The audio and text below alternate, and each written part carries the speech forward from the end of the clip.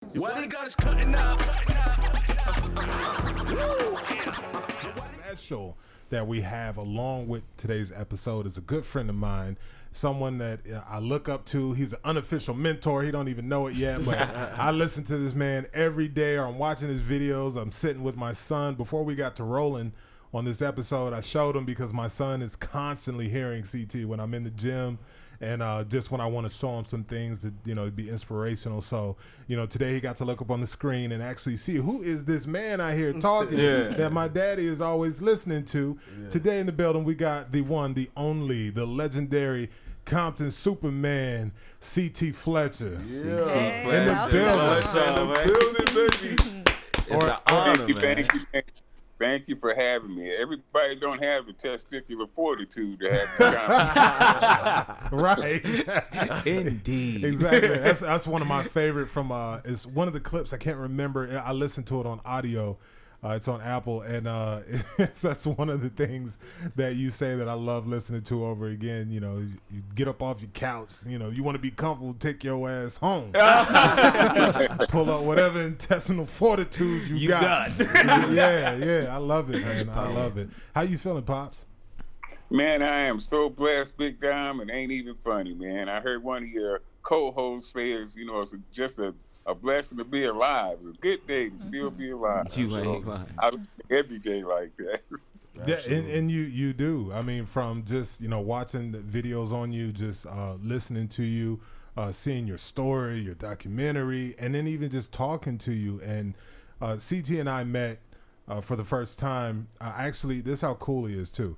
I just reached out. I commented on a post he had made a while back. And I think it was about a year and a half, 2 years ago.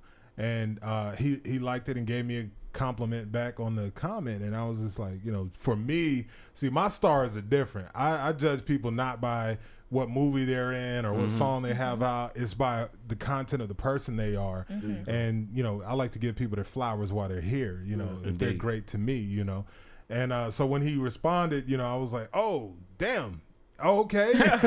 And then he followed me. So the day before my birthday, the following year, I actually inboxed him and I was like, man, all I want to do for my birthday is come to Iron Addicts gym, work out, and meet you. And he was like, well, come on down. I was like, say no more. Little birthday wish. Yeah, so right. I spent my birthday a year, not this past birthday, but the birthday before at Iron Addicts gym. Living out one of my dreams. You weren't there, bro. You weren't there. But that's how cool this man is. But Rob has a really phenomenal story that includes you at one point. And he and I were talking about you being on the show. Rob is an actor, fitness. Yeah. I don't want to just throw guru on you, but fitness and martial. Actually, I didn't know I hit guru status, but I'll take it. And heavy in martial arts for years and whatnot. But Rob had a situation he went through some years back in Florida, and I'll let Rob tell it. Okay. First of all, I gotta say I'm glad to see you again, brother. Like, it's amazing. It's been a weird journey. You might not remember this, but you were opening an Irons Attic in Miami, and you came down and you were at the hotel, the Marriott. And that morning, I'll give you the backstory. That morning, I actually was told by the doctor that I could finally start doing some kind of working out because I had just came from 2 brain surgeries. And he was like, yeah, you can finally do some working out and stuff. And I had been watching your videos because they wouldn't allow me to move. They wouldn't allow me to do anything. And I was losing my mind. So I was just sitting there watching videos and stuff like that. And one of my friends was like, yo, CT Fletcher's actually here at the hotel. I was like, no, he's not. So I'm walking downstairs. I get on the elevator and I turn around and you're standing there. And you're like, what's up, bro? I'm like, oh my God. He's like, and that day I was crazy sad because they told me I'd never fight again. They were like, yo, you'll never fight again. You'll never, none of that. You'd be lucky if you get to it. Were you still missing the piece of your skull? I had just gotten it back. Oh, okay. I had gotten it back, the piece of my skull, 4 days before? Wow. Mm-hmm. And they finally told me I could start moving around more and stuff like that. And the best I could do was go for a walk. So tell them what had happened to you, though. Oh, well, I got hit by a truck and thrown 52 feet and had 2 brain surgeries because my brain was swelling. And that night when I saw you, I told you about that. And you looked at me and was like, hey, bro, but it's still your set. Man, I almost cried. Yeah, you were like, you still here. It's still your set. And I was like, yeah, but they said I ain't going to fight no more or anything. That part. And you looked at me, you was like, who said what? And I was like, my doctor, he was like, has he ever fought? Nah. And he was like, then it's still your set. I was like, yeah. And that day I started working out, and I haven't stopped working out for the last 5 years from that night. My man. Every day. That's awesome. Brother. Yeah, hey, boy, I do remember that, man, because, I know what I was there for, and I only made that trip one time, so I remember it. Oh, man, that's an honor. Look, you stood out, man. That stood out to me, and I'll never forget that. And, I have been told so many times by doctors what I could and could not do and what I would never be able to do again. So, my experience or my past had prepared me to tell you what I told you. A lot of people tell you things, but they never experienced. They never been there. But I've been there. The doctor told me that I wouldn't be able to do shit. Yeah. Y'all better get the bleeping man with have his finger on the button. Nah, you good? Oh, no, you good. Free will. Welcome to the show. Drop one of those censors here. Mr. Blooper Man, be ready, man. Right? No, you can say whatever you want on this show. Be ready, bro. But I'm so glad to hear that you kept right on and you still train, man. I love hearing that. I'm teaching people now. Yeah, and he's going hard, man. People ask me all the time, what keeps you motivated, man? You've been dead 5 times and you still walking around talking shit. You got that right. Your story. That's what keeps me going, brother. That's one of the things I wanted to get into with you about was in your documentary, My Magnificent Obsession. And just in other things I've heard you talk, I've watched speeches by you talking to classes and groups of people, and you just talking about I love your attitude toward when doctors and people tell you something you can't do or you're not going to be able to do, and then your idea of how you face death and how many times you curse death out and put death in its place, and you're still here fighting the good fight. And everybody is not, just inherently born with that much, like as you call it, fortitude. Where did you muster up the kind of attitude that you have that has allowed you to keep going no matter what you face? I saw you on Facebook some time back after your last surgery, I believe it was. And you had put up this post, man. It hit me right in the heart. You were trying to do a push-up after your a little while after your surgery, and you couldn't even get off the floor, and you were having a hard time with that, but you were like, fuck that, I'm still going to keep going. And then to look at you now and, see you back to throwing weights and stuff around, from that moment, that takes a special kind of mentality to really, because you see so many people fall off the wayside, when they go through something, and they're like, I guess I'll just never be able to do that again, or whatever, or like you said, they just end up on the couch eating bonbons. Yeah, fuck that. Forever. But then you have people like yourself who have just such this, mentality of steel. Like, where does that come from? Where do you conjure that in your weakest moments that maybe somebody else could also use when they're going through something and they think back to C.T. Fletcher said? What would you say that comes from? Well, one of the things I like to say, Big Dom, is it's only impossible until some crazy motherfucker comes along and does that shit. They thought a man could never, they thought a man could never run a mile in less than 4 minutes until a motherfucker did. Right? They thought a man would never walk on the moon until a motherfucker did it. Right. They said things are impossible. For a while there, they said the earth was flat until the motherfucker sailed around it. So it's only impossible until some crazy ass motherfucker comes along and does that shit. It does that. But that didn't tell you where I got it from. Where I have a little advantage, Big Dom. My mother was sick most of all my growing up years. She was sick most of her adult life. And I had the example in my home. I got to watch somebody go through something for her whole life, in and out of emergency rooms, rush to the hospital, all the time at death's door. But whenever you ask my mother, Big Dom, you ask my mother, Mrs. Fletcher, how are you doing? Her answer was always the same. I'm blessed. Amen. No matter what, I'm blessed. I'm still here, so I'm blessed. So I had that example. So that gave me an advantage when I had to go through something. I look back on how my mother faced it, how she faced death, how she faced all the ups and downs and all the trials she went through. And if she was blessed, it was good enough for her, and you better damn well believe it's good enough for me, Big Time. I'm blessed, bro.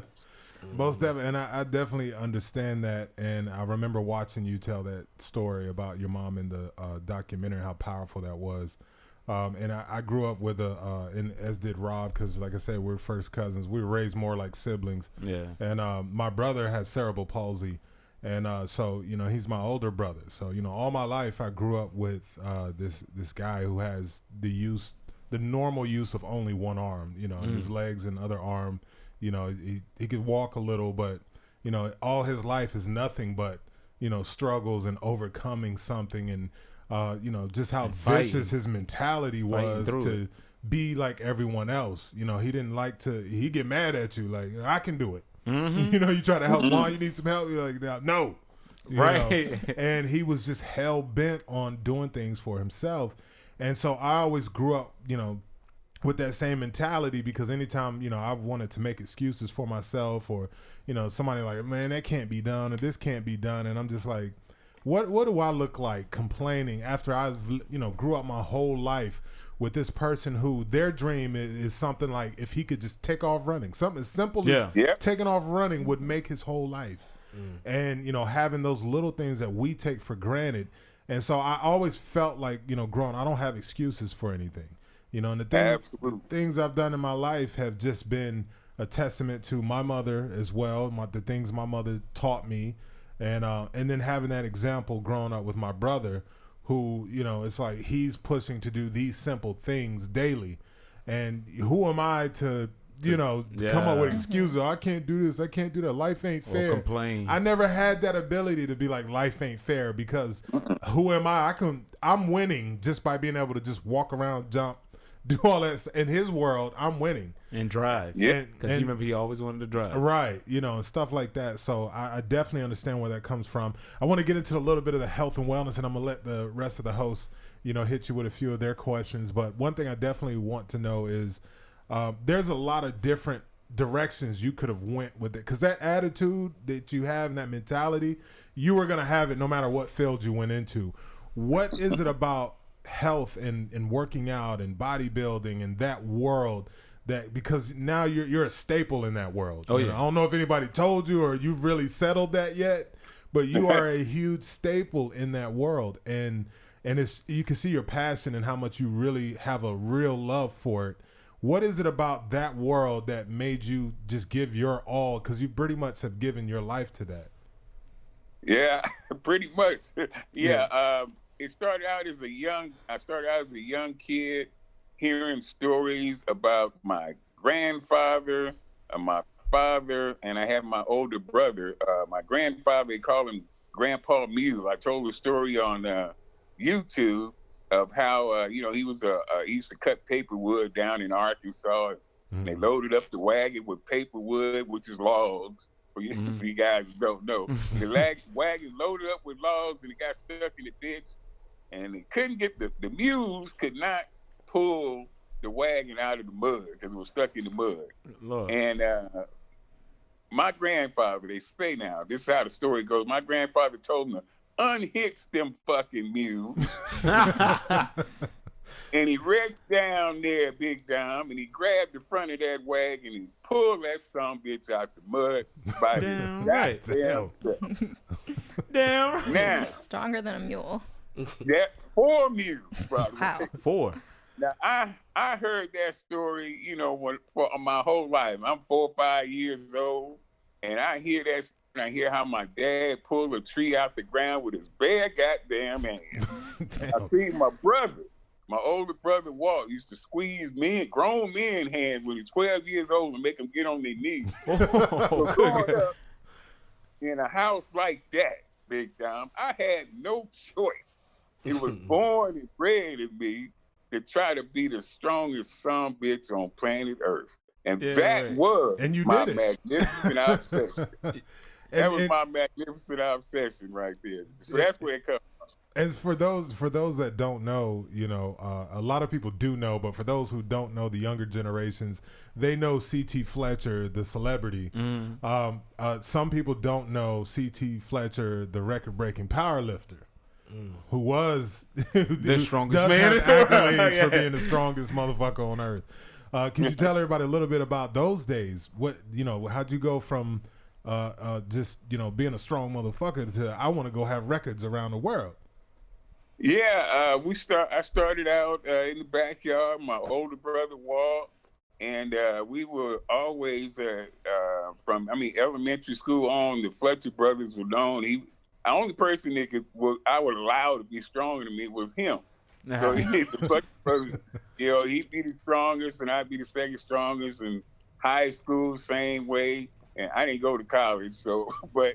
After a while, I decided, you know what, I was always trying to play catch up with my older brother, but after a while, I decided, you know what, that ain't quite good enough.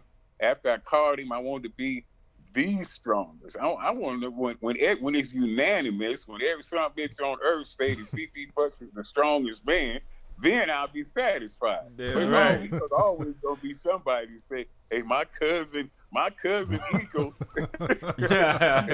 my third cousin removed the strong. They always know somebody that's stronger than you. So, you know, I wouldn't be satisfied until it was unanimous that I was the strongest. So that's what I pursued.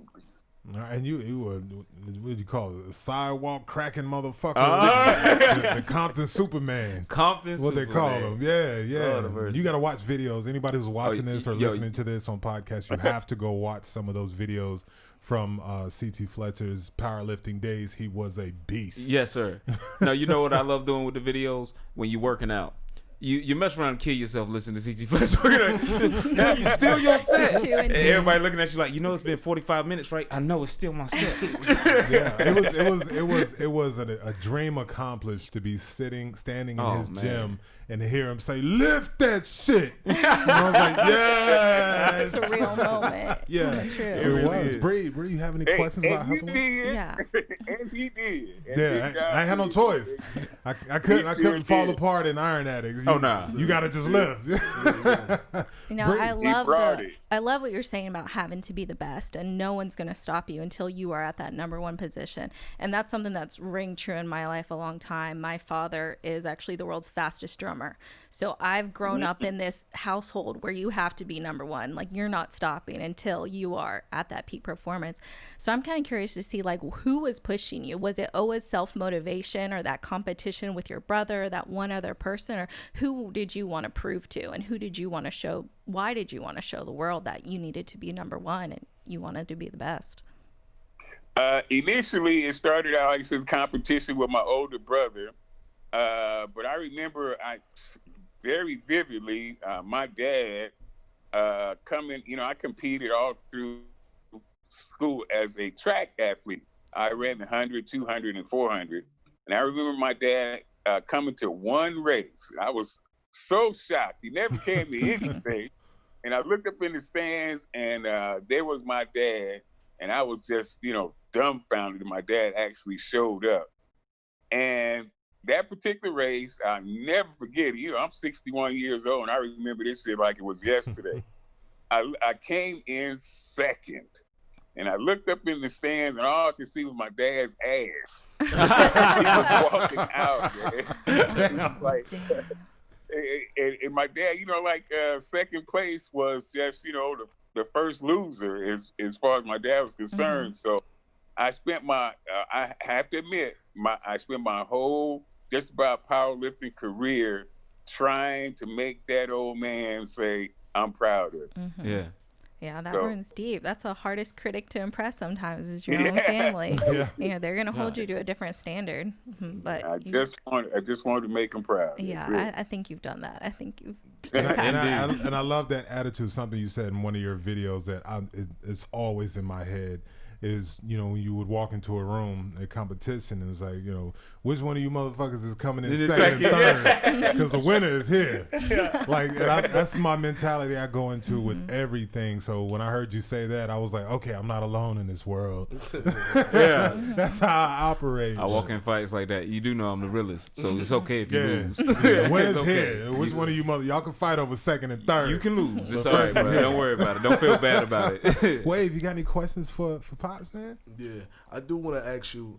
I was watching a documentary about your dad, about the kind of strained relationship you had with him, and you had mentioned that you wanted to kind of have a conversation with him about the past a little bit, but we didn't really get a chance to see that on film. So, before he passed, was you ever able to have that conversation with him? Man, I'm glad you asked that. And you know, during the filming, they asked my dad if he can remember, you know, any good times or any of the things that were trips to Disneyland, you know, or to the zoo, or some happy times from my childhood. And I know most of you probably couldn't catch it, but I was staring at my dad hard than a motherfucker because I wanted to see what he was gonna say. Because I didn't have none. I wanted to see if he was going to, you know, big one up, fabricate some shit.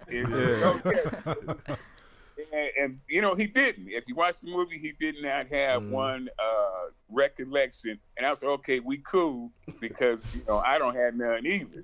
But before he passed away, you know, I thought that I may pass away because it was right before I had my heart transplant. I got to, you know, I wanted to make sure that I cleaned my slate because I carried a grudge. You know, I carried hate for a long, long time. And I'm telling anybody, if you carrying hate, that the weight of hate is heavier than any weight I ever physically lifted. Wow. I mean, the weight of hate is so.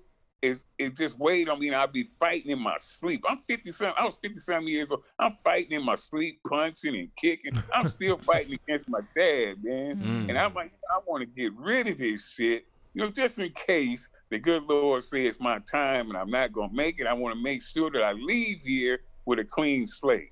So I went to my dad. You know, I waited I was 58 years old at the time. I said, look, Dad, I've been carrying this shit against you my whole life. And what I want to do, I want to get it off of me. You know, I don't know if I'm going to make it or not, but I want to get this off of me. And I want to apologize to you.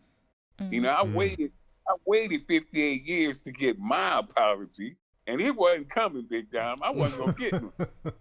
So before I left Earth, I wanted to make sure that I got that slate clean. So I went to him and said, Dad, I want you to forgive me.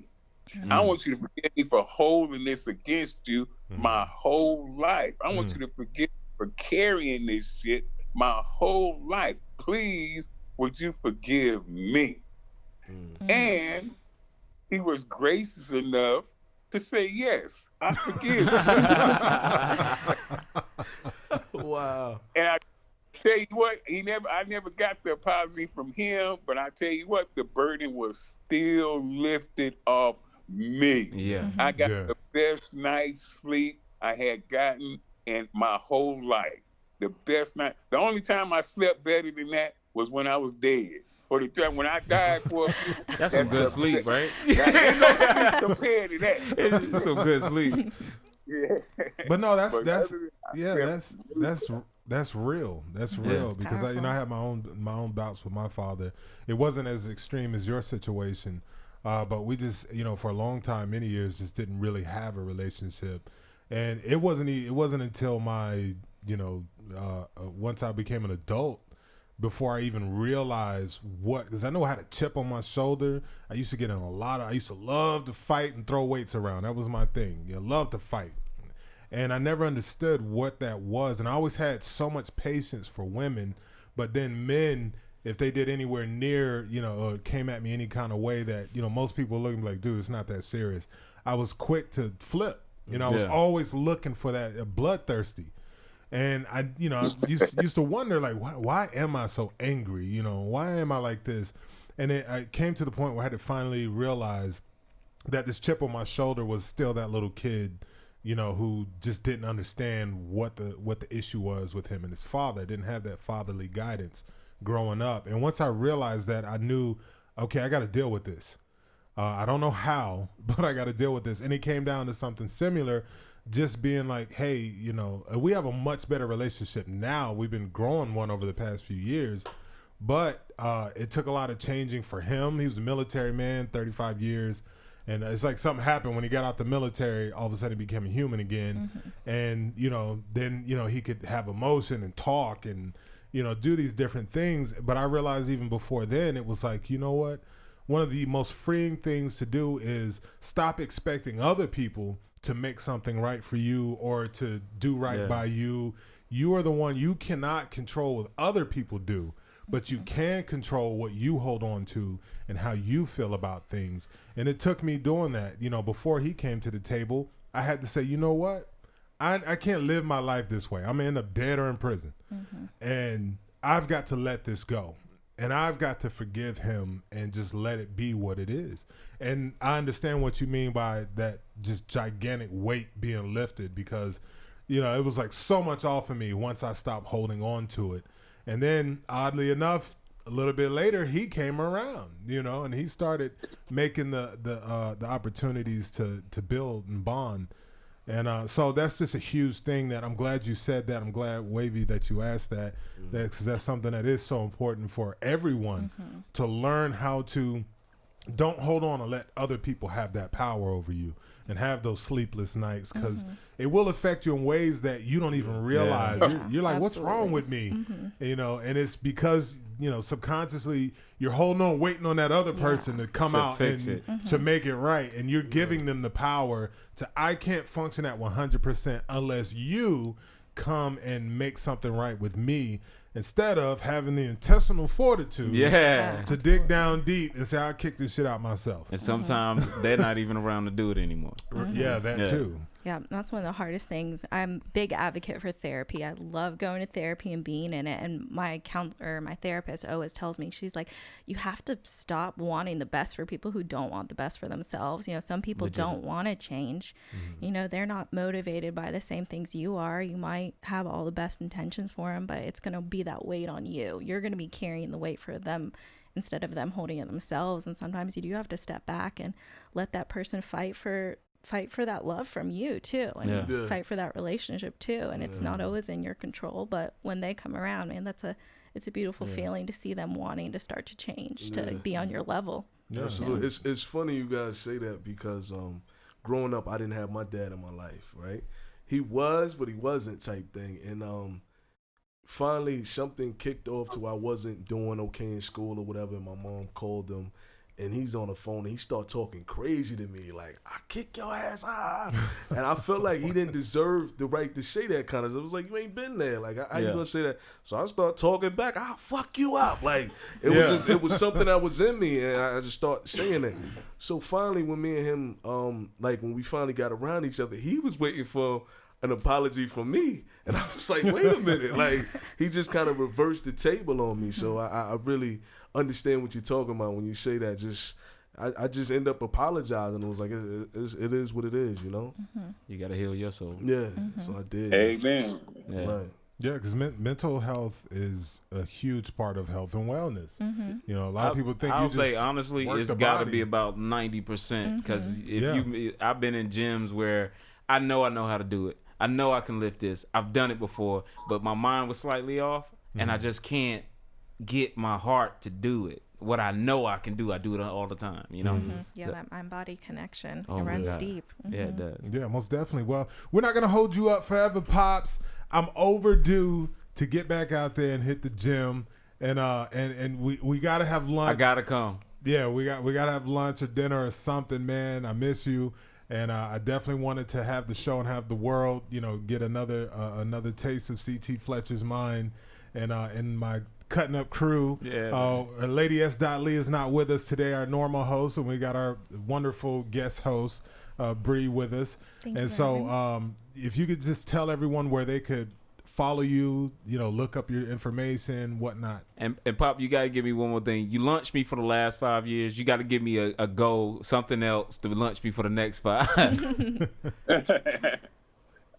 Okay, ctfletcher.com. It's simple. You can find out everything that's going on about me. All the social media links are on there at ctfletcher.com. And I guess I have to let you know the same thing I let you know when you was in the elevator 5 years ago. I know you're recovering, you're kicking ass, but it is still your motherfucking.